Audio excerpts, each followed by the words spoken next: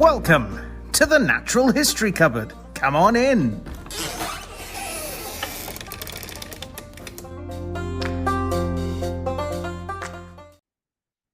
And welcome back to the Natural History Cupboard podcast, the place where the weird and wonderful parts of the natural world come together.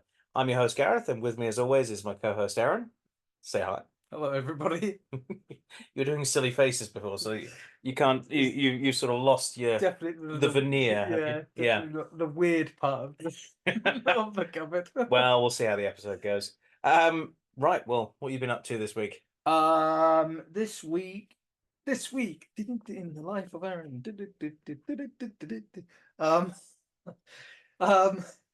So what have I been doing? I don't know. That's why I asked you. So not quite as accidentally exciting as last week. You would have seen the footage I put up of the bats, the deer, and the fish. This week, not quite as much, but still pretty cool. I've been cleaning up the yard at work, and underneath this big old tarpaulin, were 5 toads. So I'll show you them here. And we can bring them up behind us as Toad number 1. Toad number 1. That's number 1 as well. This is number 2. Very nice. Yeah, and then there's this little guy who's super colourful. And he had the weird, like, blue little specks on him as well. The actual blue, which you'll be able to see behind us right now. Pretty cool. Really, really nice looking toads. So yeah, I took a couple of bits of footage of them. And tuck them away somewhere nice. Well, there's like this kind of like, it's not really a dry stream, but it's like a stream with not particularly much water, but it's all wet. Yeah, you know? Constantly year round. So ditch. I took them down there. Yeah, that's right. I took them down there. When I was down there, there's a load of like corrugated metal lent off to one side. So I'm thinking when I get a chance to do some more tidying up out there, I might just have a peek underneath the sheets, see if there's any slow worms or something underneath there. Other than that, I've just been sorting out. I said an episode or 2 ago that I was going to have to mow the lawn now. I've started that process. It's quite a slow process because I'm, being careful because I've let it go for the wildlife for most of the year. I'm now having to just make sure there's nothing under there that's going to get hurt by a lawnmower. Unfortunately, I'm not seeing much in vertebrate life, but lots of invertebrates, lots of grasshoppers and slugs and snails and that kind of thing. Cool. Yeah. What about you? Well, I've not cut the lawn. I haven't actually really needed to for a couple of reasons. One, it hasn't really got that long. I don't know what has gone on within my garden this year, but all the wildflower seed that I planted and set out, got ready and everything, none of it has germinated. Oh wow! None of it. Okay. I think I either got like a bad box of it or the ground. I don't know. It's just weird, or I'm doing something wrong. And the lawn has just not got very big this year. And the other reason is because of the herring gulls. So we're constantly using the hose to clean off, where they are, because herring gull poo is it's the worst. Aquatic birds are so much messier than like your average like chickens and stuff. It's been ducks are disgusting too. It's been a twice a day cleaning job to keep it, like pleasant. But yeah, they're getting to a point now where they're starting to stretch their wings properly and actually fly. At the moment, they're in a large dog crate on our outside table. And what I've started doing now is opening the door and just letting them hop down onto the floor. So practice that, just sort of just that little jump, little launch. And they've got the hang of it now. So they'll go out onto the lawn, and the videos up behind us of them like flapping around. Basically, they've got a small little shallow water dish that they've been bathing in, preening their feathers, getting them all ready. They're fully flighted on their wings, and they're not far off being able to, go off and do things for themselves. The definite bonus, as I think I may have said as well, is we've got an adult gull that seems to be hanging around and is very interested in them. We can't quite 100% figure out if it doesn't like them or whether it actually likes them and is sort of gonna metaphorically take them under its wing. that is our ideal goal, is Yeah. that they go out one day and they fly off with that gull and they go and be gulls, which would be perfect, because that's what we want them to do. We want them to be Yeah. wild.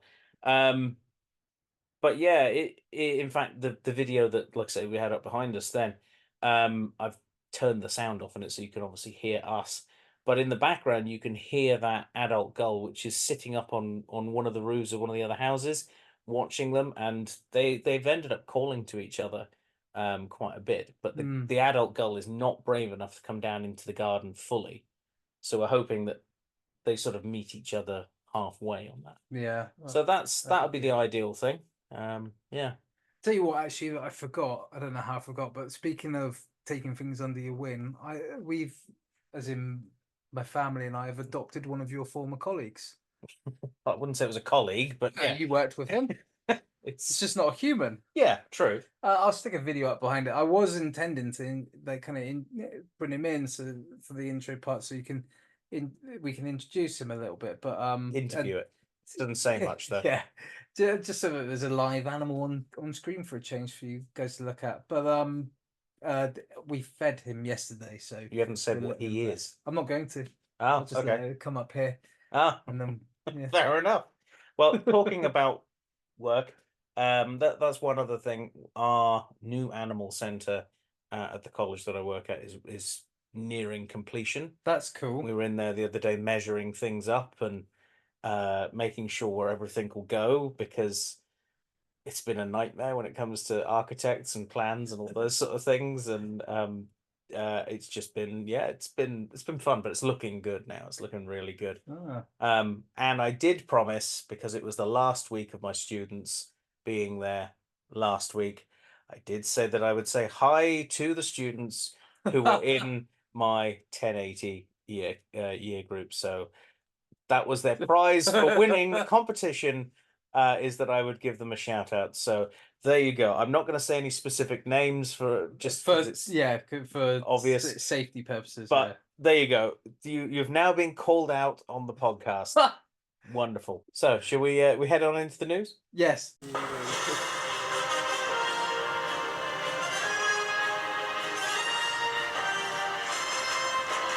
It's the news. Right, well, we're into this week's news. Aaron, take it away. Every week, the weird and wonderful world of natural history offers up an embarrassment of riches when it comes to news and interesting articles. I'm just laughing about the intro there. And though we here at the Natural History Cupboard are but a small team, we want you, our fellow cupboard dwellers, to be kept up to date on the exciting, odd, and fun stories. So let's open up the Natural History Cupboard newsreel and dive into some of the more interesting articles. Hold it together, because you've got to start your first one off. I've got to start off. My first one comes to us from Sky News, which is the headline: that most complete dinosaur fossil in a century discovered on the Isle of Wight. It's no flying hippos this week from Sky News. No. But once again, it's a bit of a misleading headline. Sky News likes their misleading headlines. You guys got to if there's anyone from Sky News listening, which there probably isn't, you guys got to sort out your headlines. So described as a dinosaur weighing as much as an African elephant and matching the size of an American bison. So again, it's a bit of a very dense dinosaur. That is, isn't it? I would say that. I mean, bison are big, but they're not African elephant big. They're heavy. So how is it somehow? Do you know the article conveniently left out how the height of an African elephant? Maybe, because that would make more sense. Height but anyway, this is what it is. The recently described Comptonatus chasei, unearthed on the Isle of Wight, was the cow of the Cretaceous, roaming southern England in herds some 125 million years ago. The iguanodontid, if you couldn't have guessed, was a herbivore. The specimen is the most complete fossilized skeleton of a dinosaur recovered from the UK in the last century. And it's named for its discoverer, fossil hunter Nick Chase, who unfortunately passed away due to cancer just before COVID-19 Yeah, that was. It's a nice tribute to him for. He was one of the most like prolific fossil hunters on the Isle of Wight. He was, yeah, and he's had found found a lot there. an awful lot of things. Yeah, so it's quite sad that he's not with us, but has had a dinosaur named after him. Yeah, Sky News could have done a better job of writing that article, really. Just do better, Sky News. Okay, so mine comes from also a very well-known, I suppose, news site, Right. and that's Metro News. I thought you were going to go with the Daily Fail. No, I like my stories to at least be somewhat credible. Have the truth. This is nice, actually. So David Attenborough praises primary school teacher's remarkable wildlife photograph. And, well, I mean, that's pretty much it. He's praised a primary school teacher's dynamic photo of a grass snake trying to eat a frog. Oh, it's quite a cool picture. Katie Fry took the picture of the encounter in which the frog survived while on a Year 5 outdoor education trip to a nature reserve in Dorset. So they were basically out there and yeah, managed to catch a really cool photo of a frog escaping. The jaws of death, the coils of death. Yeah. So the next one comes to us from Sci-Tech Daily, and that is the de-extinction breakthrough unveiling the woolly mammoth genome with groundbreaking DNA technology. And this is really exciting because it's to do with Colossal, who again we've had dribs and drabs of conversation with through different people. So a 52,000-year-old woolly mammoth has had its genome mapped in an incredible new study that has revealed insights into the animal's genetic activity, basically what genes were doing what and where they were. It brings us a step closer to the de-extinction dreams of many a mammoth admirer and scientist. They've managed to map 3D map the chromosomes. They originate from the skin, and so they can see how these genes were structured inside the skin. Cool. The level of detail and the amount of data that they're able to draw from that is incredible. So my next one comes from Bird Guides, which I've used previously before, and it's Wildlife Trust outlines new nature priorities for the new UK government. So if you've been in the UK, you'll notice that we have, well, we've lost the old government. Oh, what a shame. Who were so pro nature and conservation. No, they were absolutely horrible for everything. And within the last couple of weeks, we've been now enjoying, I'm going to say enjoying from everything I've seen, the benefits of a Labour government. Now, they've yet to prove any of this stuff yet, so it could all go horribly wrong. But it's looking good so far. The head of, I think, the Department for like Science is actually a scientist. Yes. Which blows your mind. The head of education had worked in education.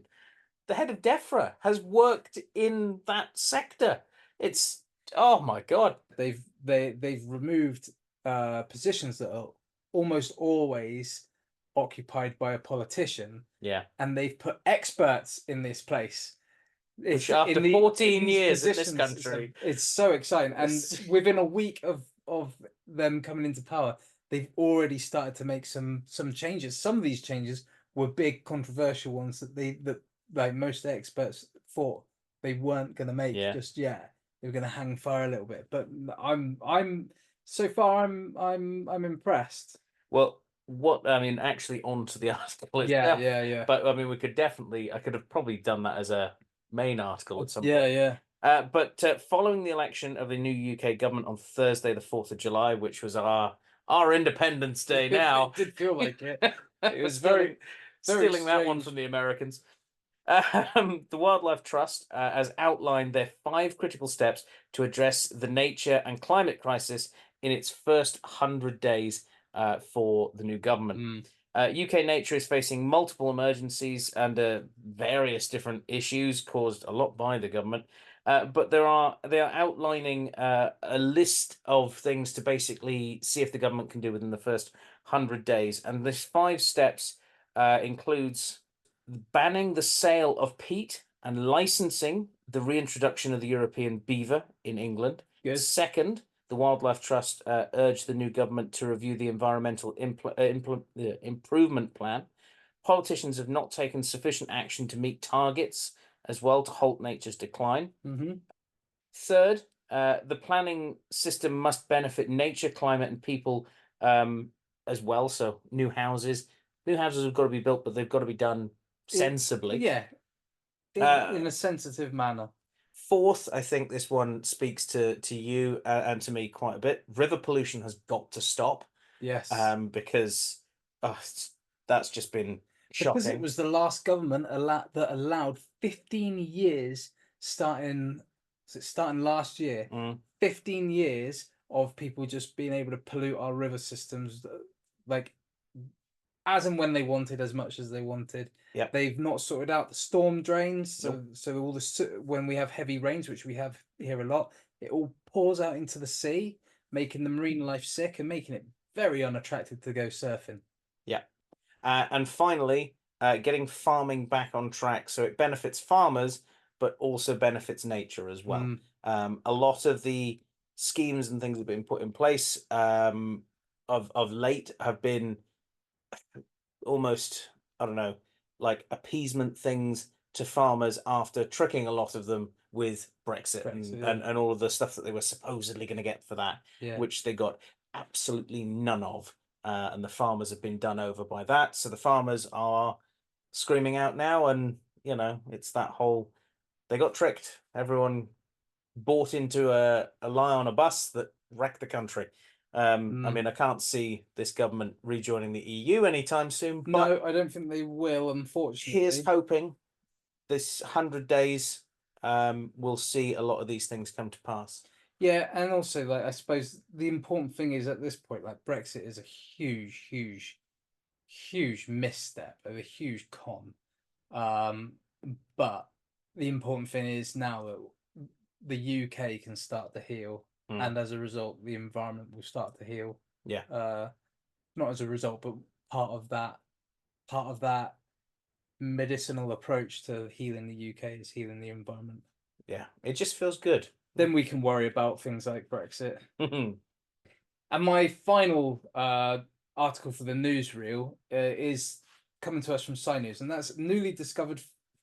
I could say this earlier. I practiced it earlier. Now I can't say it. Newly discovered Thescelosaurine dinosaur lived in burrows. So I love this sort of discovery because it's always cool to find a new dinosaur, a new animal, fossilized.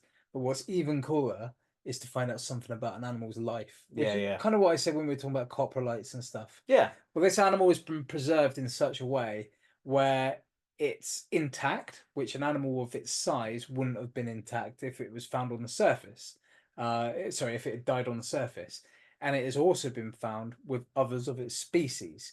And this kind of framing of preservation is very indicative of an animal that lived in burrows. Which is the case with these Thescelosaurines. They were smallish, herbivorous, neo-ornithischian dinosaurs from the late Cretaceous of Utah, North America. And now, this newly discovered species, Phona herzoge, that you can pronounce. Yeah.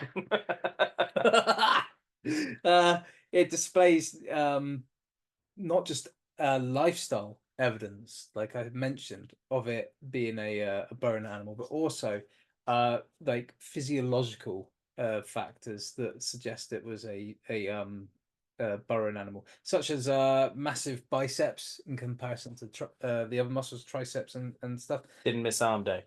Sorry? Didn't skip arm day. It did not skip up. Well, it's been doing its bicep curls and its pull-ups. It's not necessarily been doing the tricep curls and dips. Yeah.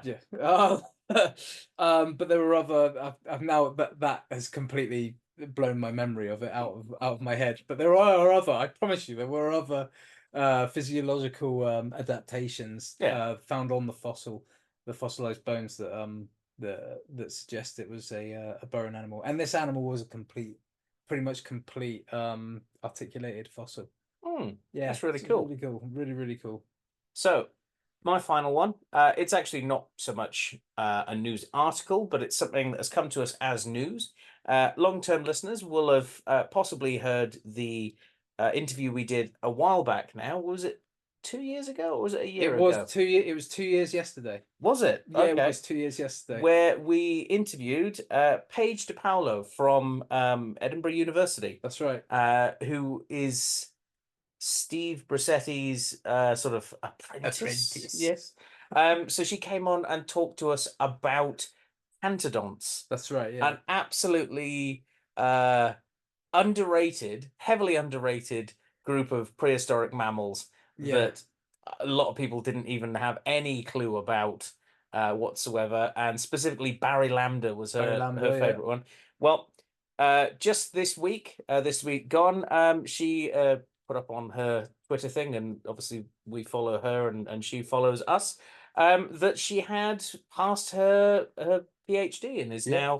now has now got her doctorate. So she is now Dr. Paige DePaulo. So congratulations, Yeah. Paige. Congratulations. That's Yeah. awesome news. Yeah. And yeah, I think for anyone who is unfamiliar with what a pantodont is, go and check out that fantastic interview, because it was really cool, and you know, she's got a real passion for a group of animals that most people have never even heard of. When we sort of initially approached her, we thought it was going to be more dinosaur based stuff, but when she Yeah. said it was this group of animals, I think all of us had to do a bit of research to even just get close to what was what we were looking at. We kind of, I think we all knew roughly what a pantodont was, but hadn't actually, looked into it quite so deeply. Yeah. Oh, congratulations, Paige. Yeah. Good. Awesome stuff. But that will just about wrap it up for this week's installment of the Natural History Covered Newsreel. Guys, if you have topics or articles of interest that you think we should cover here or in our main topic discussion, send them in. You can use any of the normal methods of getting hold of us, or any unusual methods too, I suppose. And you just might find your piece covered either here in the newsreel or in the main topic, which is my main topic this week. And it's a fun one. It comes to us from Live Science, and the headline is 20 of the best named animal species on Earth, from Boops Boop to aggravation. Now I yeah, Boops Boop. So yeah, I thought we'd have a bit of a laugh this week, as it's been a pretty intense few weeks. There's been a few bits of bad news. We try to avoid it, but it's scattered in there because it is important. Yeah. Especially in the wolf in a few months ago. Yeah. And I think we are exhausted from worrying about if we're going to wake up to another 5 years of environmental oppression and all kinds of other societal problems, thanks to a reckless and useless government. And unfortunately, our American friends are also going through a very similar time, although their choices are even worse. So I thought we'd have a bit of a laugh, like I said, and look into the animal kingdom's funniest names. So this article basically covers a countdown of animals with what the author believes are the most comedically inspired names, and we'll see if we agree, and if we can offer up some alternatives. So I'll rattle through them pretty quickly, but are you ready? Yeah, go for it. Excellent. And hopefully everyone at home is ready. So this is their list we're going to start off with, okay? Yeah. So the first one is the ahaha, which I didn't find funny at the time, but now I find myself it. And that is a it's a wasp. It's a wasp, apparently named for the sound that two entomologists made upon receiving specimens of this animal. Apparently, one entomologist said, "Aha, it's a wasp," and then his mate went, "Ha!" And so that's how it got named. The next one is gorilla and gorilla. The animal's so nice they named it thrice. It's obviously a Western lowland gorilla. Yep. Then Boops, that's actually sea bream. The name is actually a tautonym like that of the gorilla, and it means ox-eyed, but it just sounds like someone fist pumping its nose. You know when you boop an animal in the nose? Yeah. Yeah. Then next one is aggravation. Do you know what aggravation is? No. So the I mean, I can get aggravated very easily. well, this is a carabid beetle. It's Ah, named for the frustration of entomologists trying to collect a specimen of its genus, Agra. Others in the genus are noted to have been named Agra cadabra. please And tell me there's an aggregate. no, the other one is Agra, and I don't get this one. Agra Kate Winslet. That makes no sense to me. No, that's just named after Kate Winslet. Yeah.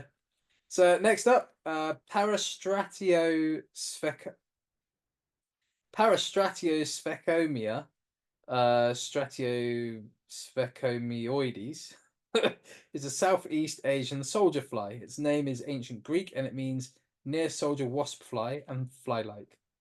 Oh, sorry, near soldier wasp fly and wasp fly like. So, That's not funny. no, That's just describing it. well, this is kind of my point. It's not. Some of these aren't particularly funny, I don't think, but that's why we're going to try and come up with our own. So, though I can't help but take the naming of this animal a little personally, as it sounds like someone following this podcast just wants to give me a hard time trying to say the words. Next one is Hot Wheels Sisyphus, Of course. and that's a spider from Southwest China. It's named as such because the male's genitalia resembles a spiraling, twisted Hot Wheels track. Also because King Sisyphus of ancient Greece.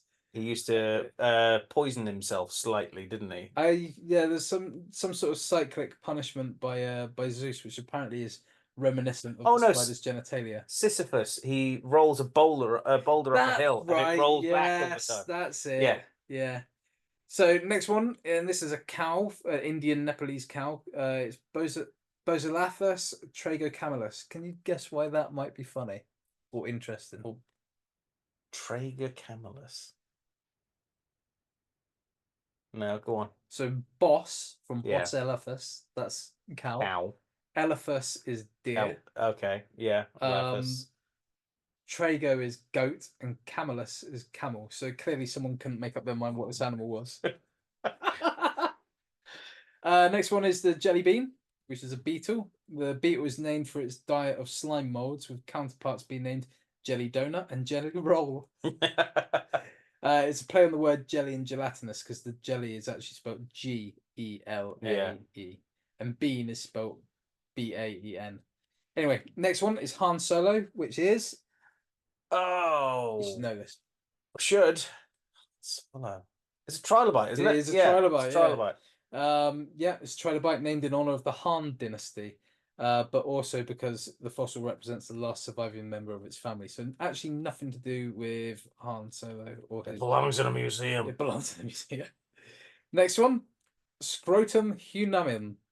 Oh, well, that's Megalosaurus. It was. Now, if you just said we could have had prehistoric species on this list, I'd have put that one on there number one. It can be any of them. So the lower end of a femur belonging to one of the first dinosaurs ever discovered. First dinosaur. Yeah, Megalosaurus. But that particular bit of humerus has disappeared.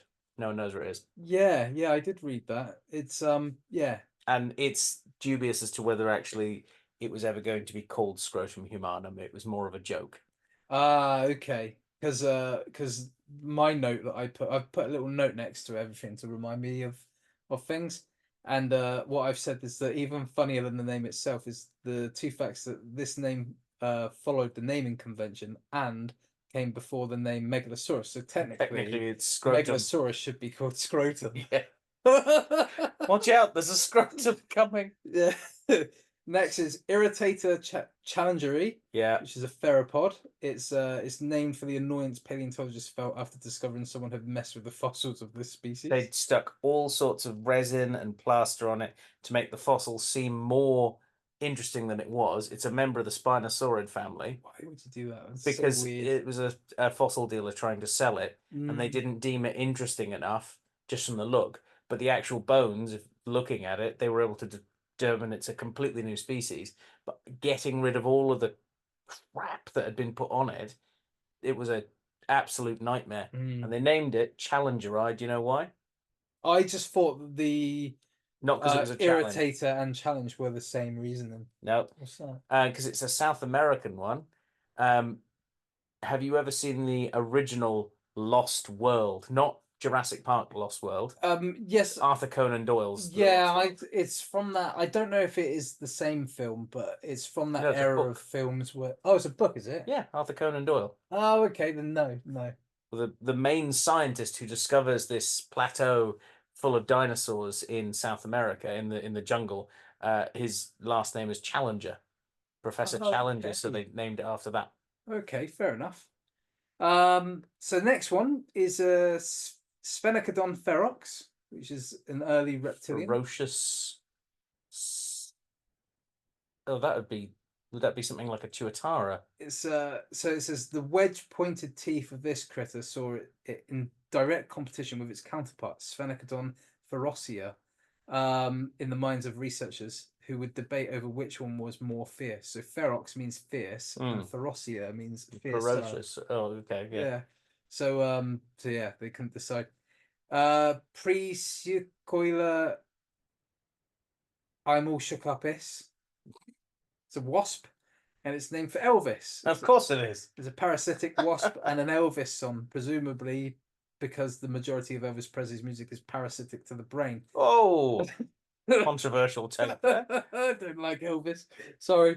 Yeah, his music just lodges in there for hours, and you hear it playing on loops despite the lack of quality. But yeah, next one, Ampulex Dementor. Apparently, someone finds wasps funnier than me. But this one is named for a race of monsters from Harry Potter lore. And much like the fictional creatures, this species has an effect that renders the brain of its host zombified. Nice. Next one, Solacina Cthulhu, an extinct relative of sea cucumbers named after Cthulhu, a many-tentacled monster who lived in the Pacific.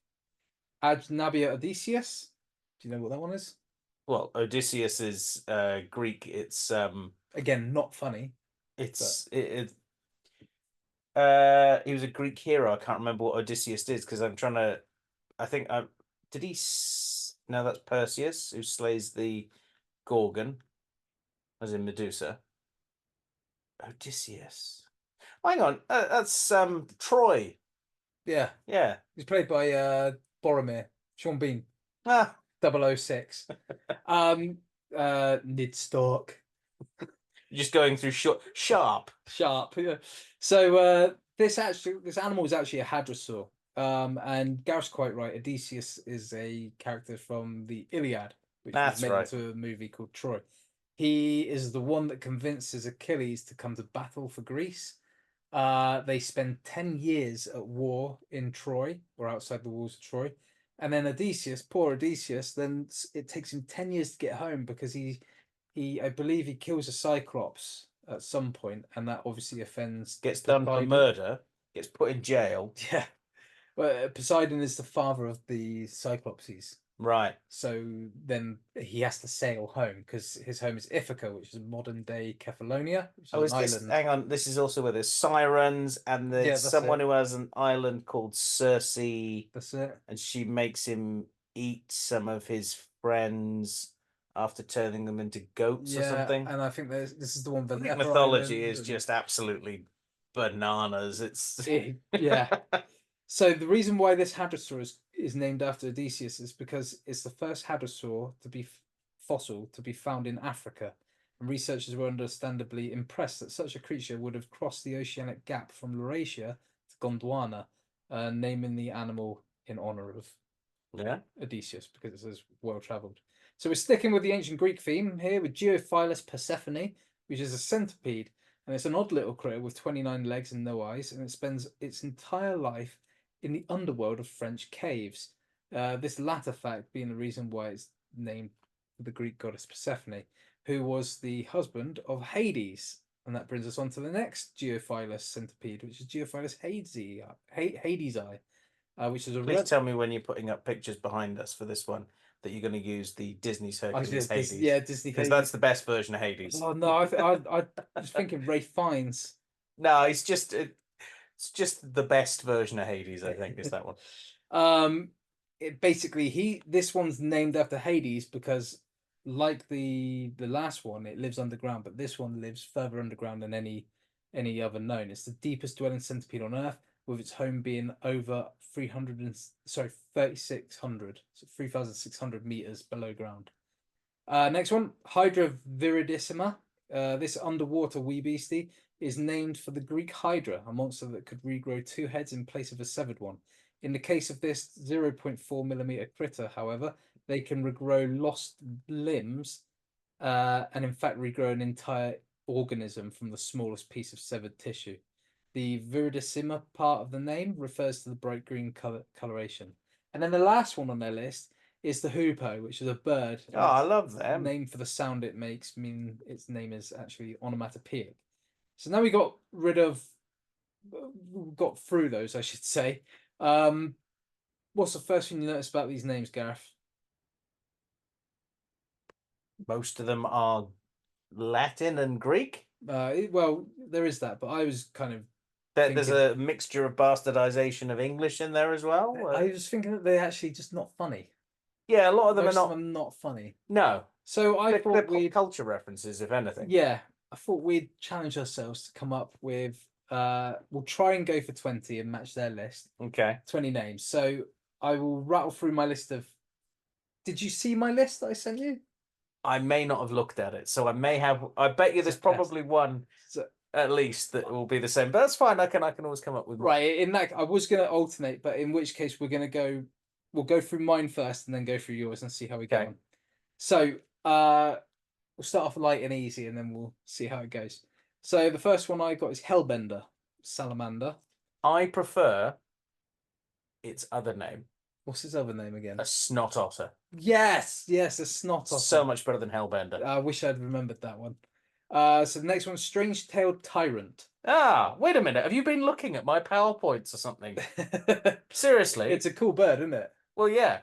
The only odd thing is, I have a PowerPoint that I was using last week as a sort of fun activity where I had the students have to draw the head of one animal, the body of a middle, basically making a chimera. Yes. And the Hellbender was the head. No and the way. tail was a strange-tailed tyrant. If you now say a chicken turtle, I know you've been like looking at my PowerPoint. Do you know what? Chicken turtle nearly made it onto my list, but I didn't put it on because they were better to fit into 10. So the next one is the blue-footed and red-footed booby. Yeah, I had booby on mine. That was an obvious one. Did you get also the deer? The dick. Dick, yeah. Yeah, well, everyone likes to see a dick pic. Unsolicited deer photos. So the next one I've got is Sparkle Muffin, which is a spider. I love the sparkle muffin. It's a type of peacock spider. Yeah, very nice spider. Yeah. Common cockchafer. That's the one that makes you laugh. Exasperated moth. Yeah, I like that. Just the image of a fed up moth. Nonsense rat. No, I've never heard of a nonsense rat. Yeah, well, the next one I think is better than the nonsense rat. It's called a turbo shrew. I've heard of a turbo shrew. Have you? Just imagining a shrew on nitrous oxide. I mean, shrews are pretty like turbo. They're pretty fast, anyway. Yeah. And then this one is a type of shellfish. It's called a fat mucket. That just sounds like an insult. I think if you shouted that at someone, "Oi, fat mucket!"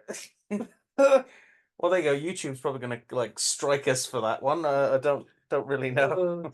So yeah, that's my list of 10. Okay, See how you get on. My first one, Matamata. Gotta love a Matamata. Matamata. It's fun to say. It's a type of turtle that looks like a pile of leaves in the water. And it sounds like a Pokemon's name. Yeah, it does a bit. Walk around, Matamata. A Motmot. A Motmot. It's a type of bird from South America. They've got quite a big beak. Wapiti. Yeah. Because I just think for a thing that gets called an elk a lot of the time, I prefer its other name, the Wapiti. I prefer Wapiti because it's the First Nations name for it, or one of the First Nations. It just sounds so cool as well. I mean, they actually sound cool as well. And I went, the obvious one for Dick. Because they are such a funky little deer. TT monkey, because Oh yeah, you know, that's a good. Yeah, good call. gotta have TT Monkey in there. I mean, I did also want to go down the line of, you know, long-tailed tits, bearded tits, cold tits, all of those sort of things. I was saying this to Hatter, and I thought they're obvious ones. So. Yeah, that's why I didn't include them. One of my favorite birds that I've ever worked with and just rolls off the tongue. Birds have got, I think, the best names. Yes, they have. Chakalaka, Chakalaka. a grey-headed chakalaka. And what's that then? I don't think I've heard of that. It's a bit like a turrico, Right. Okay. which in itself is a fun word as well. There's the go away bird. I like that name. So, you know, Go away, bird. That's literally what it sounds like. Is it saying like go away, go away? But yeah, the go away bird, go away. I had booby as well. The book. Sorry, the boo-book owl Boobuk. or the mopoke owl. Depends where you are. Some people think that it's saying boo-book, boo-book. Some people think it's saying mopoke, mopoke. So yeah, the kaka, because it sounds like kaka. Yeah, it's a cool parrot. And the olm. The what? Olm. Olm. An olm. OLM. It is imagine an axolotl from a cave in Slovenia. Right. That basically doesn't come out of its cave. Some of them are thought to be in the hundreds in age because they live such a slow lifestyle. They're almost blind. So you've got your pink axolotl, stretch it out now so it's long and thin, and leave it in a cave. That'll occasionally, one of them will get flushed out by like rains or something. And there's an awful lot of dragon artwork and imagery in Slovenian buildings. And it's thought that these olms, whenever they got like washed out of a cave, were actually baby dragons that had been washed out. Oh yeah. And you know, they're like almost like a fetal dragon. So they assume they were dragons in the mountains. So yeah, it's worth having just purely because of that fact. That's a really cool fact. Yeah. Well, I think we've generally done a better job than the article had of naming funny names. Yeah, I think so. Yeah. But that's the article. Just thought we'd have a bit of fun with that. I like the sparkle muffin. It's one of my favorites. Can't believe I didn't put that one on my list, actually. Oh well. Should we move on into our creature feature? Let's do it. Cool. It's the creature feature. Right, well, we're into this week's creature feature. And this week I want to talk about a bird. A bird that's not just a bird, it's a bird of prey. It's a bird of prey that stands out from the rest, from not just being a truly expert fisherman. That should give you a bit of an idea of where we're going with this. But it's also a true beauty amongst raptors. And it's a bird that I absolutely love and have been somewhat fascinated with. But as you'll see, I'm not sure how much I've know about this bird. And that bird is the osprey. And the osprey is a bird that most people, I think, are at least familiar with to an extent. They're quite, as you'll see, a widespread bird. So they're known in most places. And I think it's a bird that I think I've seen. I stupidly can't be sure on this. So this isn't because I'm having some sort of memory skip or something. It's because, well, yeah. I mean, it could be a senile moment. You never know.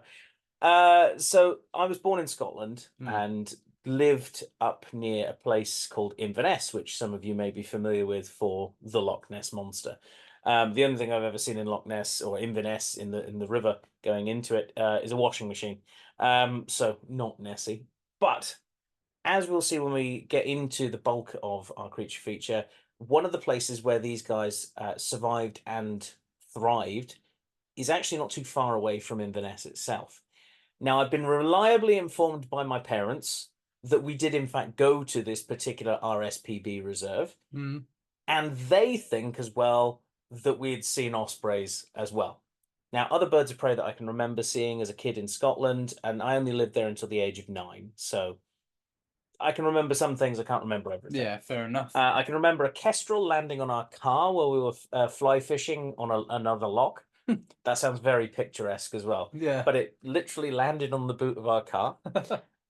We've also seen multiple golden eagles when we used to go through the Cairngorms and that on our way down to visit family in England and in Wales. So the osprey, I'm not sure whether I've seen one, but hopefully because of the efforts that have been put in place by various conservation groups and the good news that we'll end this creature feature on, I'm hoping that my son can misremember whether he's seen one or not in years to come. Although I am going to try and make sure that we go and see one before he can misremember. So anyway, what is an osprey? It's a bird. Obviously, it's a bird of prey, and it sits very much on its own branch of the bird of prey family tree, and that is basically all your major sort of birds of prey, peregrine falcons, eagles, that sort of thing, blah blah blah. But it sits on its own little branch as one species, and its own little thing. So the osprey is in its own family called Pandionidae.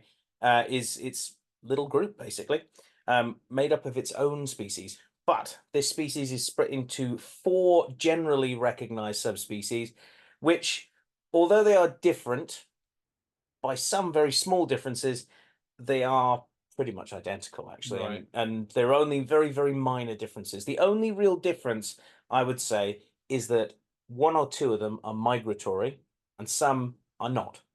Okay. So I'm going to bring up a map of where these birds are found. And as you can see, they're found right away across sort of a strip across North America. They're also found a strip running across Europe, right the way through places like Central Asia, up into parts of Russia, and then down into northern China and across to sort of North and South Korea. And then if you drop down into the southern hemisphere, you've got a strip from the top of South America down as far as, say, the bottom of Brazil, running across the whole southern half of Africa, India, Southeast Asia, and then down into the sort of coastal areas of Australia and New Zealand. So they're found in 2 pretty large patches. And those 2 areas of where these birds are found are basically signified of where they're breeding and where they're non-breeding. So basically, a lot of these birds move from place to place. Right. However, there are a few different places where they don't, and where they sort of stay put, basically, and are completely year-round non-migratory. Residentials. Yeah. Yeah. Here in the UK, the one that we have, which is Pandion hylatus, which is, or hylatus, which is our Eurasian subspecies. And ours are migratory. If Right. you've ever seen these guys in the UK and been lucky enough to see them, you'll know that they're only here for a couple of months during the summer, and then they disappear off to Africa. And that's the same with the North American form, which is slightly larger in size. There's some very minor color differences as well. You've also got the Caribbean island form, so they are just found around the Caribbean. Are those ones residential then? Yeah, Right. well, they are non-migratory, yes. So they Non-migratory, yeah. basically stay there. And they're also they're also said to be the lightest in color. Okay. But yeah, not much difference. And then you've got the Australian subspecies, which is the smallest of all of them and also non-migratory as well. Okay. Now, I think I've seen an Australian one, because Right. they were present in Australia as well, and I'm fairly certain I've seen one, but yet again, I can't be sure. You need to get like a osprey misremembering bingo card. Go around the world misremembering if you've seen every osprey. There are some animals that I know I've definitely seen, and things like a platypus. I remember seeing one of them in Australia, Yeah. in the wild. I know I've seen a great white shark in the wild. I know I've seen, I don't know, an eastern brown snake. All these different Oh, animals. nice. But when you just can't be sure, you're fairly confident. I'm fairly confident I've seen one, because I know that they lived around Adelaide and around the mangroves and different places like that, but I can't be sure. So it's annoying because, yeah, I think I didn't really pay them any interest at that point. I don't know. Fair enough. And I'm gonna hate myself for being that person who didn't pay them any interest. So yeah, there are 4 subspecies spread throughout the world. Some are migratory, some aren't. But the ones that we're dealing with in the UK, they are migratory and disappear off to Africa during the off season, as it were. So, what's in a name? So this is where it gets interesting, and I did a little bit of digging as well. And you'll like this as well. It's got to do with the ancient Greeks. Okay. So the genus name Pandion comes from the mythical Greek king of the same name. Now, I'm not 100% sure who the mythical Greek king of Pandion is. I am unfamiliar with Pandion. Yeah? Yeah, I'm going to Google it while Well, you do that. supposedly, he had the ability to or he was transformed into an eagle. Right, okay. So you can see where this is going. So the first part is eagle, Mm. and hylatus is derived from Greek word meaning sea eagle. So just like with the golden eagle and the wedge-tailed eagle, their names basically mean eagle, eagle, or you know. It's a repetitively descriptive name. So, yeah. So basically, the name Pandion hylatus means eagle, eagle, sea eagle. Oh no, sorry, eagle, sea eagle. Eagle, sea eagle. So the common name, thankfully, is a little bit more interesting. The English name osprey comes from the Old French word osprit, which derives from Latin, which, well, it comes from the Latin avis parade, meaning bird of prey. I was going to say. It's a little bit more interesting, but it's still just like, can we stop calling birds of prey that are like bird of prey, bird of prey? It's a generic term for any raptor that was used, and apparently became associated with ospreys in Old French based on its similarity to the sound, as it's the sound of the word osprey, to the word ossifrage, meaning bone eater. I was going to say some of the Now, bones. can you think of another European bone-eating bird of prey? Um, Now, this one I definitely know I have seen. this is the vulture, isn't it? Yeah, Bearded vulture or bearded, yeah. lammergeier vulture. So Lammergeier. there could be, at some point, someone's got the two confused, and that's where the word osprit came from. So, yeah. So its name in both cases is kind of dull, but at least it has a bit of a connection to another bird of prey. So it shouldn't be hard to obviously spot what an osprey looks like, because I think they're a stunning bird of They're prey. quite distinctive. Yeah. Yeah. In fact, the probably the most obvious thing on an osprey is the black eye markings, the mask that they have.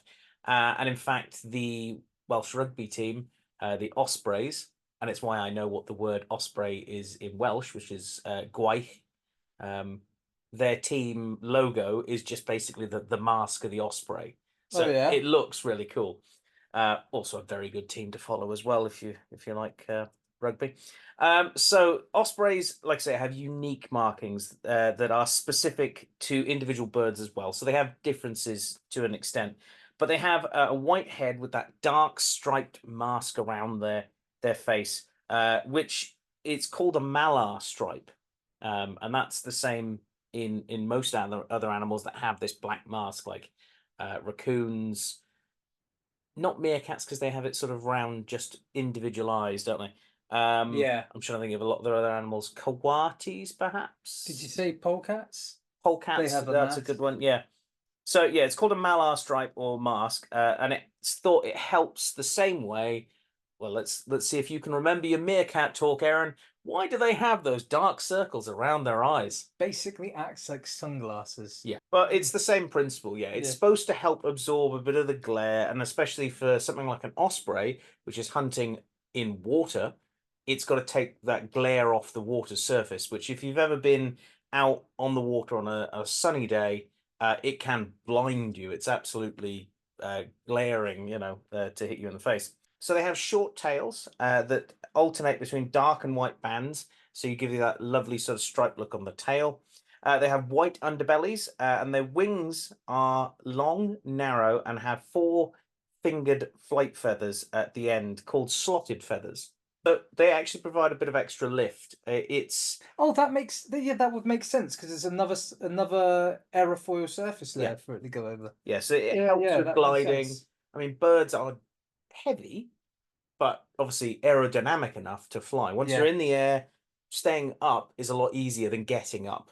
You know, so those feathers help with that. So these slotted feathers, as they're called. In addition, when in flight, the silhouette of an osprey is basically like an M shape that you tend to see, and you can tell an awful lot about what bird of prey you're looking at by looking at the silhouettes. Yeah. So kites, for instance, have got a forked tail. That's one of my favorite features about them. Yeah.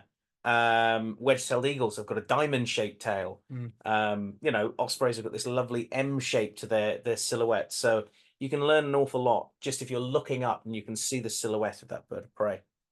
So they have a black beak as well, which blends in with that lovely black mask on that white body. And that goes with the pale bluish white feet and black talons that they have as well. Now they're not like bright blue, like a blue-footed booby, but No, it's more like pale. it's more like a white that's had pastel blue mixed in. Yeah. Not that we're like an interior design. So A little bit of osprey talon on the wall here. Duck's beak over here. Yeah. So ospreys also have several distinct features that make them completely unique amongst other birds of prey. Their toes are all of equal length, which is not something you tend to see not in even most something you birds of tend prey. to think about, is it? Really? No. So the osprey's outer toe is reversible as well, so they can switch it round as to where it sort of sits, whether it's sitting forward or sitting backwards, to help with grip on fish. As it so as it like normally it'd be like, well, I can't even. So their outer toe out of the trying to do this now. So the outer toe of the three would be like this one here. Yeah. And then their back toe would be here. So they Yeah, can I and they can't do can this bring with it- my toe. They can bring it from there around to They there. can, yeah, a bit like. Oh, that's cool. So that would be going from what's called tridactyl, which is 3 toes pointing forwards, Yeah. to zygodactyl, which is, can you think of a zygodactyl bird? So that's 2 toes forward, 2 toes back. That's a parrot, like a macaw or something. Yeah. Parrot, woodpecker, lots of birds that use it for extra grip. I didn't know woodpeckers was zygodactyl. Yeah. Mate, you're dropping the fact bombs. I'm loving this. This is a good. I'm having my mind blown. So they can switch that toe round to help with extra grip, and they use this to obviously carry their food when they are flying off with it, because they don't eat it in the water. In fact, ospreys that latch onto prey sometimes get so stuck onto their prey when they grip it, they can get waterlogged and can actually drown if they can't swim back to shore.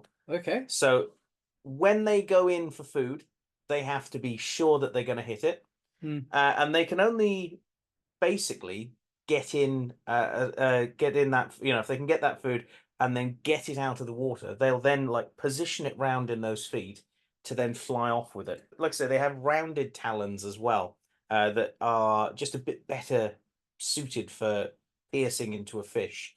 And once the osprey's got a hold of its prey, it's not just the claws that are doing the work there. They've also got gripping pads on their feet that help to give them an extra bit of a leverage onto a slippery fish. Those gripping pads are made up of scales on the bird's feet, like all bird feet, but they are reversed the way that they would normally be.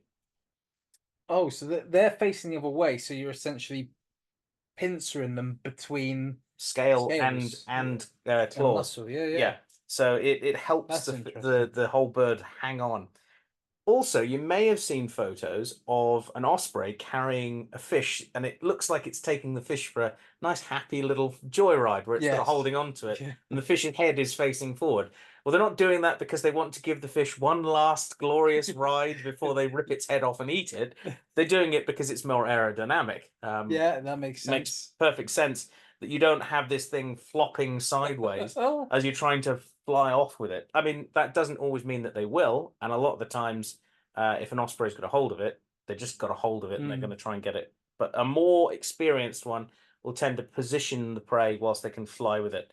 And yeah, it gives that nice little gives that nice little image of them taking their food for a flight. Did you ever watch Thunderbirds? Yes. This is a really weird thing to say, I know, but I used to imagine that it was a little bit like Thunderbird 2 carrying Thunderbird 4. Yeah, I can see that. So their diet. No prizes for guessing what their diet is. It's mostly made up of fish. They are specialists. and with common names like the fish eagle and the fish hawk and the sea hawk being used for these birds. Yeah, it's no surprise. They spend most of their time around water. They're highly adapted for catching fish, and their diet is almost exclusively made up of fish. The species of fish they catch have to be in a unique place. So, like I say, the birds themselves can accidentally drown if they're not careful. And generally, the fish have to be within 1 meter of the water surface. And they rarely take fish over 40 centimeters in length because, well, size. You can't lift that out of the water. Yeah. And in fact, when they hunt, they actually drop their wings as far back as they possibly can, which in Drew's fantastic artwork, our osprey is doing exactly that. It's dropping its wings back as much as it can. It's pushing its feet out as far as it can. That's right. Yeah. Because what it wants to do is hit that fish at as high a speed as possible, but the wings it wants to keep as dry as possible, Yeah. so that it can basically grab the fish and then launch itself up again. And hopefully not get too waterlogged. It's the stereotypical photograph that you see of an Yeah. osprey. I was thinking earlier, like the closest local osprey sighting that's happened here was actually in the River Yo, which is in Oh, right. Barnstaple, and the photograph is literally that exact bird doing exactly the that same. exact posture. Yeah. We'll have to see if we can find that. If we do have that photo, it's up behind us now. If we don't, there is a no image found image, Yeah. which I will put up instead. So, as you can probably tell by the fact that, well, finding an osprey is not something you tend to see very much, and Britain is one of those places where ospreys are not all that common. They were, well, persecuted here heavily, Yes, which they should were. come as no shock to you whatsoever, Aaron, because we're talking about wildlife in Britain, and yeah. Well, you know, a fish-eating bird of prey is clearly eating lambs, really. Well, it must be. So ospreys are the second most widespread bird of prey in the world. Did you know that? I did, because we mentioned it when we were talking about another migratory species a little while ago. It might have been when Drew was still on the podcast regularly with us, but we spoke about it was in the news because I'd said about birds flying over from Africa were being shot in Malta as they pass over Malta, and ospreys were suffering a similar issue on their migratory. The first species is the peregrine. So that takes the top spot, residing on every continent except Antarctica, because it's just too blooming cold there. Which makes it so sad that yet again they are a rare bird in not just Europe, but especially in the UK.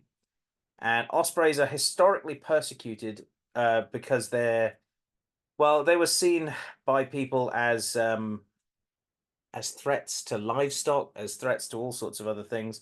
And historically, people have always persecuted birds of prey. And their numbers were never historically massive in the UK anyway, so it didn't take much to push them over the edge, resulting in their extinction of the last breeding bird in England in 1847. And their populations were also impacted through another even more bizarre and I think depraved way of looking at nature. Is there was a Victorian craze in egg collecting. Oh yeah, yeah. And I just don't get the appeal of this. And there are still people, and we've actually reported on that. That guy who had a massive egg collection underneath his bath Yeah. or something like that. Yeah. And it's just I just don't get it. Why?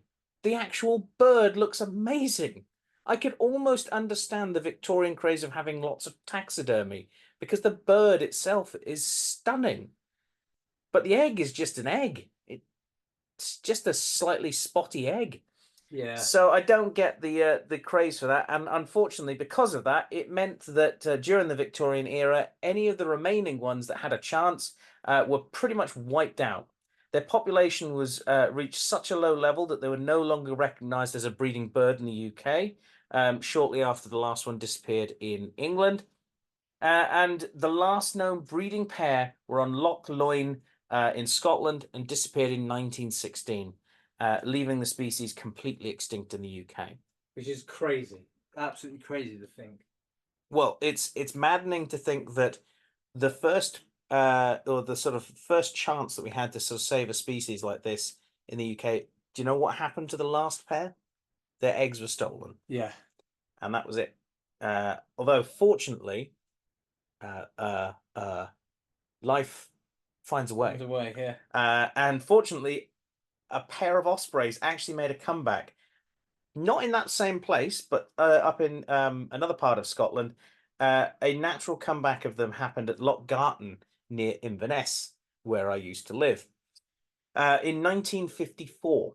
And from this population, which sadly, the first pair that nested there lost their eggs, but this actually galvanized the local community so much that they had thousands of people turning up to become osprey spotters and sitting there and watching the nest for days on end, 24 hours a day, the next year that they came back, and making sure that that nest was so protected there was no chance of anyone doing anything to those birds. And so much so that the RSPB that ran that particular area, they made the rather bold decision of opening up like a visitor center that you could go and watch the ospreys. And they had thousands of people turning up to go and see these rare birds that had turned up. So it became a real conservation success story that these birds were back and people wanted them to be there. And from that, the population has slowly increased. We've had other birds coming back to other areas right the way throughout the UK.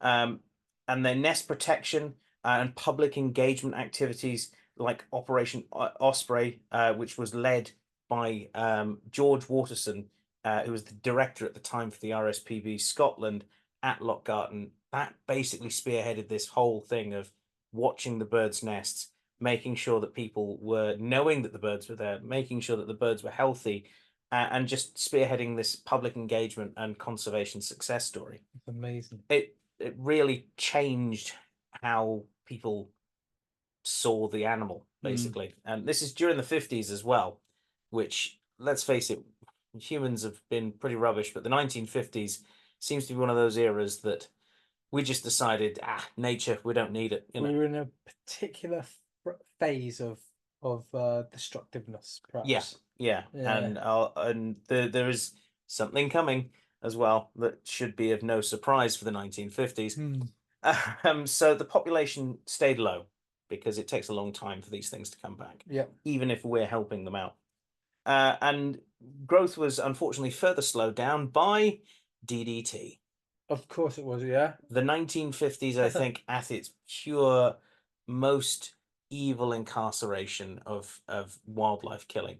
So DDT is a horrible chemical that doesn't kill the birds of prey outright because they're not involved in it, but it was a pesticide that was used on crops, which would then work its way up the food chain through a process called biomagnification until you get to the point where that bird of prey is eating a mouse, or sorry, 3 or 4 mice from a field. The mice have ended up eating plants that are sprayed with it, and by the time the bird has eaten 5 or 6 mice throughout a couple of days, it's been poisoned by such an amount it just drops dead. So it was a horrendous thing, and the quality of the eggs was affected as well because it does go through into the eggs. Yeah. And it meant that only after a good period of time that the numbers were able to start bolstering. Thankfully, DDT is illegal now. And the ban on DDT in 1972 and harsher sentences for egg thieves as well meant that the population bounced back further. And by the 1990s, there were over 60 pairs. So this is where it makes me think that if there are 60 pairs in Scotland in the 1990s, I think I stood a chance of seeing one. Yeah. And I know that I'd been there. So I'm not going to say I've seen one, but I've been in the circumstances where, in theory, you definitely the numbers were right. Seen one. Yeah. You definitely have enough. There's enough scope there to have misremembered it. Yeah, exactly. I'm not completely mad on this. So that same place, Loch Garten, has a webcam you can go and visit. Right. And I would suggest you go and visit it now. Not now. Finish watching or listening to this, then go and do it. Don't send people away. Because this time of the year is the best time to do it before they clear off back to Africa. This is their breeding season. There are Osprey webcams right the way throughout the UK. For any of our British listeners or viewers, you'll have watched Springwatch, presumably, where they almost always have Ospreys featured at Arn, down in Poole, which those ones there are some of the latest ones. And annoyingly, when I lived down in Dorset, they weren't there. Neither were the white-tailed sea eagles. So I used to go around Arn, RSPB Arn all the time, and I never saw either of those birds No. because they weren't there. The last couple of years, they've started living there, and I'm just very jealous. Sod's law, isn't it? It's absolutely ridiculous. So I will go back to Arn and go and see if I can spot either of them probably next year. But thankfully, the population has actually continued to grow. And thankfully, the global population is somewhere around 1,200,000 individuals. And thankfully, in most places, their numbers are increasing. North America's doing well, Europe's doing well, Africa's doing well, and Australia's doing well. The only place that seems to be on a downturn is India. Oh, right, okay. And I think that's partly to do with a lot of like pushing of new infrastructure and things. It seems to be having a direct impact on a lot of wildlife there. So to give you some brief numbers before we finish up, their population size globally, in the UK, is 240 pairs. Okay. Currently. They are listed in the UK as amber on the sort of CITES conservation status. So that means we still need to keep doing stuff for them, but things are looking better, which is really good. And even better than that, their distribution has gone up 1,032% over the last 20 years. Is that across the globe? No, in the UK. Just the UK. In the UK. Wow. Okay. So we're actually doing really well for our ospreys. Yeah. And that's good. Just the fact that within the last couple of years, like I say, they've returned to Poole Harbour in Dorset.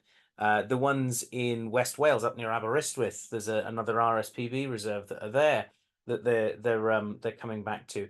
Even if you cast your mind back to when we talked about that really disgusting display of people being horrendous in North Wales, where someone cut down the nest. Those birds have come back to a protected nest now and are breeding this year. Yeah. Good. So it's really good to see all of these birds are being so heavily protected. They've all got webcams on them for security reasons more than anything. Yeah. But also to get people engaged as well. You can go on the internet now and find an osprey to sit there and watch it and, enjoy this bird, and then hopefully get out and see one as it catches a fish at high speed and then flies off with it, giving it that lovely last view of its home below it as it's pulled off effectively like an alien abduction. It is very much an alien abduction, yeah. Before being eaten horrifically on a post. And I think we'll end it there on that lovely image. But yeah, that's the osprey, a bird that I think is just stunning. I do love osprey. I'd love to see them. The osprey in the River Yo was in my living memory. It's just I wasn't there at the time. What I will say is I just had you would have seen me looking off to the side here. And what I was doing was looking for an image of that particular osprey, and I haven't yet found it, and I didn't want to spend all the. So we'll go with the no image found. However, this is really cool because this happened all of 19 days ago. Yeah. A farm here in Devon has built 3 osprey nests for in the bid to encourage them to breed. Around here, or we're getting news inside of the article now. Worley Barton, which is down near Plymouth, I think. Okay. Yeah, it's Plymouth. So it's on the River Tamar. It's the Tamar and Tavy Osprey project. Well, that's right on the Cornish border. That. Yeah. So yeah, really I mean, cool. There you go. That adds to it. There's just a definite push to get these birds back, and the nests themselves are just these. Well, it has to be quite a large nest because they're decent sized birds. Pictures, it's almost like a big pylon with a nest on top. Yeah, metal crown that the nest sits on top of. Yeah. So really good news. So. Right, let's move into this week's emails then. Let's do it. Bing! You've got mail. Ooh, it's an email. Right, well, we're into this week's emails. I'm going to start things off with last week's question, which I feel a bit sickened having posed this as the question. But well, the question was, what is the cutest baby animal? If you remember, this was to do with.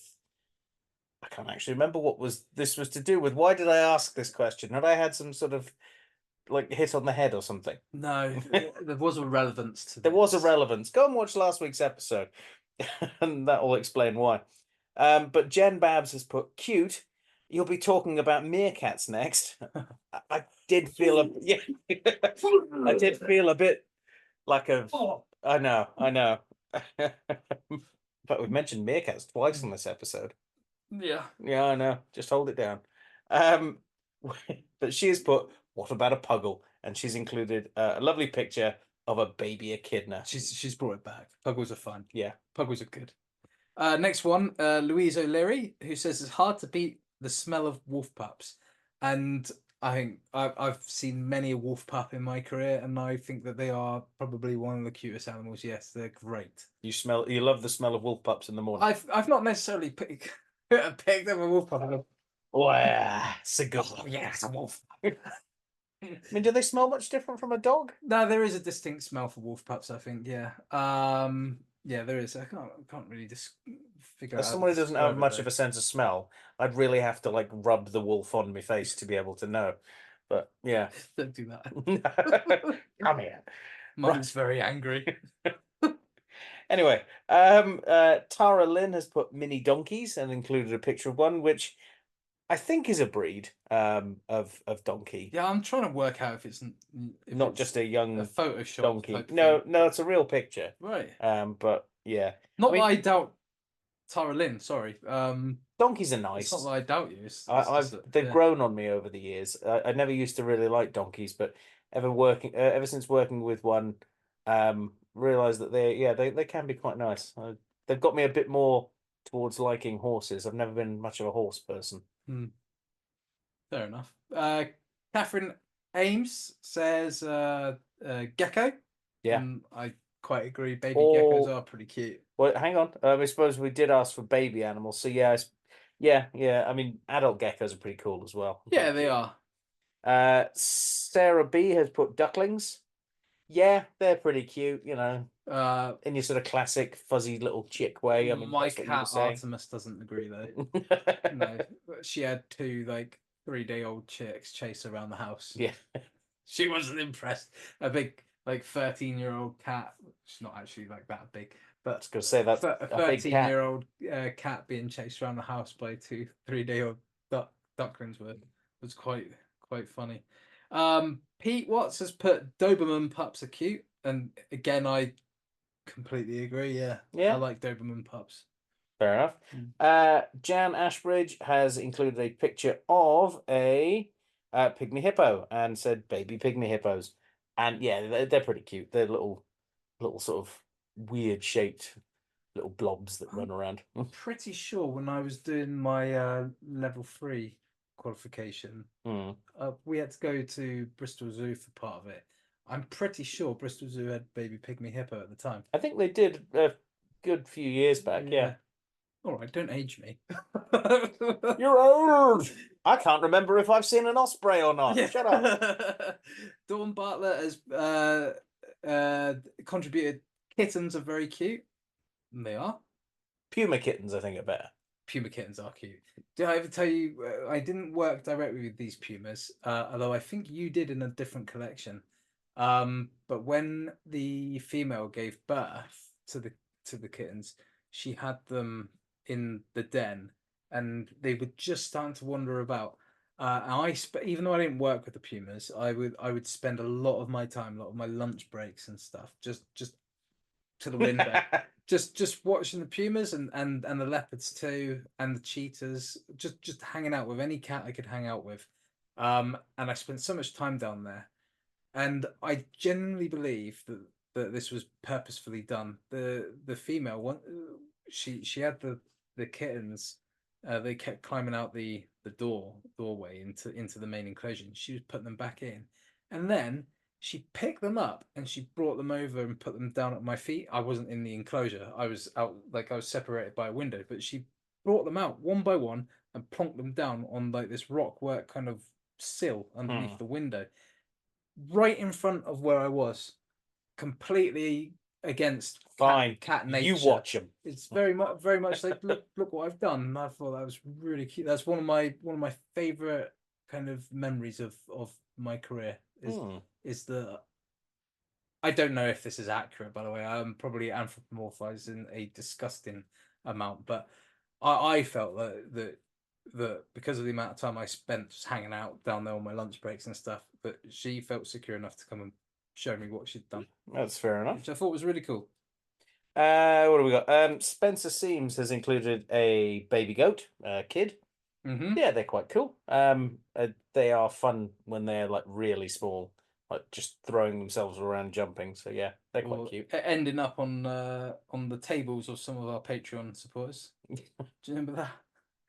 No. He's Nick to Nick. He had a goat on his. He said he had a goat on his table. Oh right, I I'm thought you pretty meant sure someone it was was- eating one then. Nick, you can correct us if I'm wrong, but I'm pretty sure Nick had a goat that's just stood on his table once.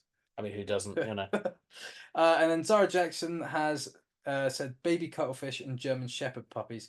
Now I like German Shepherd puppies, but I kind of feel like you kind of blew them out of the water with the baby cuttlefish. I think you should have gone with German Shepherd puppies and baby cuttlefish, because then it would have been a build up. But instead, you've kind of gone baby cuttlefish. Oh yeah, and there's German Shepherd puppies. Yeah. Baby cuttlefish are super cute. Like another level. Both are really cute. I got to admit, I do like German Shepherds. They're quite big-pawed, big-eared, just floppy dogs. Yeah, at that age. I like German Shepherd puppies. I'm not saying I don't like them, by the way. Well, there you go. That's our list of cutest animals. I feel a little bit sickened by as if I've eaten too many sweets. We'll get back to what's the most fearsome, ugly animal you can think of. But that's our question from last week. Our question for this week, Erin, you've got this one because you've pulled it out of our news article and are making a bit of a challenge for the listeners. Yeah, so we're going to challenge you now. We challenge ourselves. So your question this week is, what are the funniest species names you know? So it can be a common name or a binomial scientific name, but it can't it can't be pet names. It can't be Bob the cat. Yeah. Who's down the street. Yeah, it can't be pet names. But that's fair enough. I mean, I think we've gone through quite a few. Yes. One of the funniest species scientific names, I can't remember what it is, but the last part of it ends in Beyonce. It's got a golden ring. It's on its abdomen. It's a type of fly named after Beyonce the singer because it's got a ring on it. I use that one every now and again when I'm trying to sound like I know what I'm talking about with the youth. We're sounding incredibly old today. But yeah, have you got one that you can think of offhand? I'll tell you what, since it can include local names as well, common names, cheese log. Ah, yeah, for Chiggy Pig. Yeah. Can I add a really sad one in? Yeah. So we've probably discussed this before. There are multiple animals that have got the name Hitleri at the end. Yeah. For the obvious reason that they were found by scientists who, during the period when the Nazis were in control, obviously wanted to probably keep their jobs and probably stay alive. So they named a lot of things after that. There's a beetle that is found throughout, I think, Austria and parts of Europe, and its last name is Hitleri. It is actually facing extinction because neo-Nazi beetle hunters, which is something I bet you thought you'd never hear of, go out trying to find this beetle so that they can have it in their collection to say that they've got a Hitleri beetle. That doesn't seem like... They are actually facing extinction because neo-Nazi beetle hunters are a thing. That seems so... Two things that shouldn't cross over, entomology and neo-Nazis. Yeah, I know. But there you go. So, excluding the Hitleri stuff, if you want to put down what you think is the funniest scientific name or common name of an animal, you can do so on our Facebook page, where that will be going up this week. And you can basically tell us what you think is the funniest sounding animal there is, cheese logs included. Well, that is one way that you can get in contact with us. Another way that you can do that is through our fantastic Patreon page, which Aaron is going to tell us about now. That's right. So every week we like to give a little love back to our wonderful patrons by shouting out their names. So these are the cupboard dwellers who are kind enough to support us on a financial kind of contribution, for which we are grateful beyond words. And those people are, of course, Fogtober, Jen Greenhall, Connie P, Chelsea McKee, Nick to Nick, and Justin Knife. Guys, your financial contributions are actively helping us improve the product and the content here. There's a lot of stuff going on in the background that we're speaking about. One of which you guys did relatively recently. I couldn't make it, but it was the live stream for the Patreon members. That's something that we want to do more of. Some for everybody, and some specifically for Patreon supporters because of the support that they give us. So yeah, we really can't thank you enough because it is helping. Now we appreciate all of the of our cupboard dwellers and the support that you guys give us through sharing, subscribing, liking, and listening, of course, or watching in this case. But if you feel we've earned it, and if you're already thinking of becoming a Patreon supporter, you too will be privy to these extras, whether they be like regular extras that are just for patrons, or whether they be us testing things to see if they work before they come onto the main listenership. You'll get access to that kind of thing. But we currently have two options for you, and that's the Nature Nerds and the Animal Ambassadors, and more on those at another time. But once again, thank you so much for your support. Yeah, big thank you from both of us and all of us here in the cupboard. But money isn't everything, and if you'd like to help out, you can do so in a very easy, simple way. As Aaron just mentioned, you can like, subscribe, do whatever on any sort of social media that you're following us on, comment on things, share whatever we're talking about as well. Tell your friends, tell an enemy, tell an osprey as it flies off with a fish and shows it around the world before it eats it. But you can also like rate or whatever you're listening to us on. No, don't rate the thing that you're listening to us on, because that would be like a phone or an iPod or whatever. Rate us on whatever service you are listening to us on, or on YouTube. Put a comment.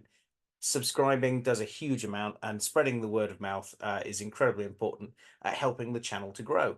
But apart from that, I think that's pretty much it for this week, isn't it? I think it is, yeah. So a big thank you, Aaron.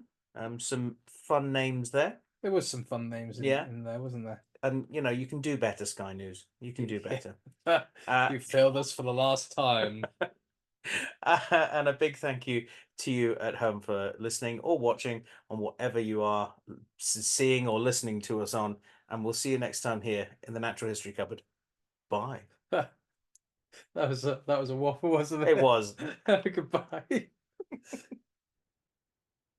One does not simply remember whether they've seen a bird or not, because one's wondering if they're all there anymore.